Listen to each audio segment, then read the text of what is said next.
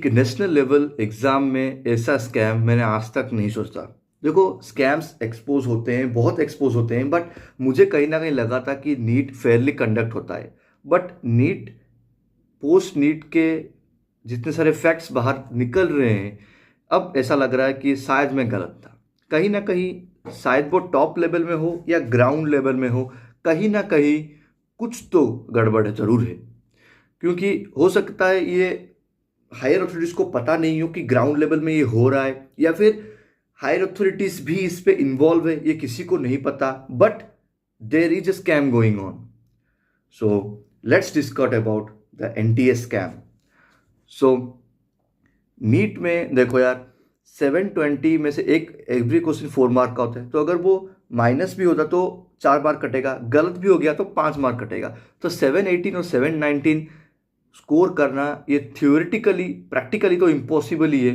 But NTS को ये पूछा गया तो उन्होंने ये एक्सप्लेनेशन दिया। बट देखो, ये नॉर्मलाइजेशन जो हुआ है, ये सबके लिए होना चाहिए ना। एक दो के लिए तो नॉर्मलाइजेशन नहीं होना चाहिए, सबके लिए नॉर्मलाइजेशन होना चाहिए। बट सबके लिए नॉर्मलाइजेशन होना चाहिए तो ये सिर्फ एक दो लोगों के लिए क्यों हुआ है, और ये हमें पता नहीं है कि नॉर्मलाइजेशन हुआ कि नहीं हुआ है। अभी ये बस उन्होंने बोल दिया कि नॉर्मलाइजेशन हो गया है। ये पहले कुछ गाइडलाइन में नहीं था कि नॉर्मलाइजेशन होगा। और नीट में एक दिन के पेपर में नॉर्मलाइजेशन मैंने आज तक नहीं सोचा था।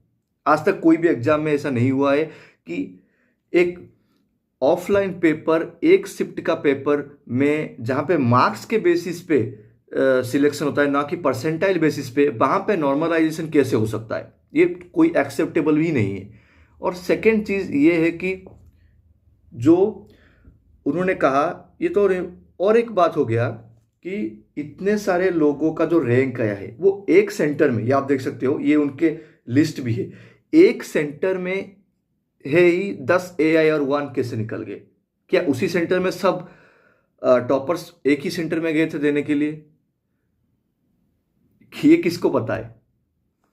तो उस सेंटर पे आप अथॉरिटी इन्वेस्टिगेशन कीजिए उस सेंटर पे, या फिर जितने भी लोगों का कम, मतलब जो अपने रिजल्ट से सेटिस्फाई नहीं है, तो वो लोग जाके आवाज उठ, मतलब इसके बारे में बात कीजिए कि कहीं ना कहीं कुछ तो गड़बड़ हो रहा है। क्योंकि देखो यार, result obviously cut off high जा रहा था, कट ऑफ हाई जा रहा था लास्ट के 4-5 ईयर से।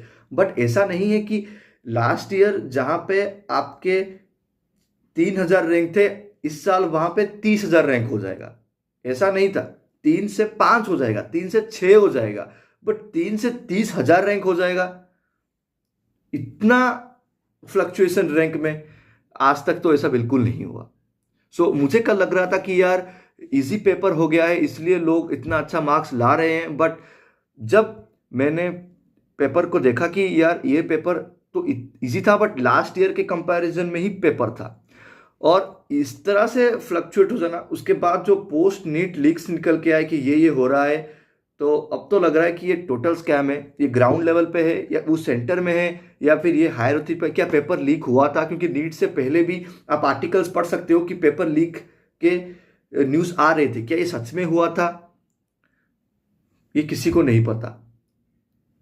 सो यार, जो भी नीट का प्रिपेयर कर रहे हो, मैं यही बोलूँगा कि अपना प्रिपेयर करते रहो। बट अगर इस तरह से सिस्टम चलेगा तो जो डॉक्टर्स आगे निकलेंगे, तो ये नेशनल थ्रेट है एक। क्योंकि डॉक्टर होना एक आसान बात नहीं है। आप पेशेंट के लाइफ के साथ कॉम्प्रोमाइज नहीं कर सकते हो। कल बहुत सारे स्टेट में गवर्नमेंट चेंज हुआ है। सो आई स्ट्रांगली बिलीव कि हो सके कि ये सब चीज़ों का करेक्शन हो, क्योंकि एक नेशनल लेवल पे एक स्कैम बिल्कुल टॉलरेबल नहीं है। और एक ऐसा एग्जाम जो कि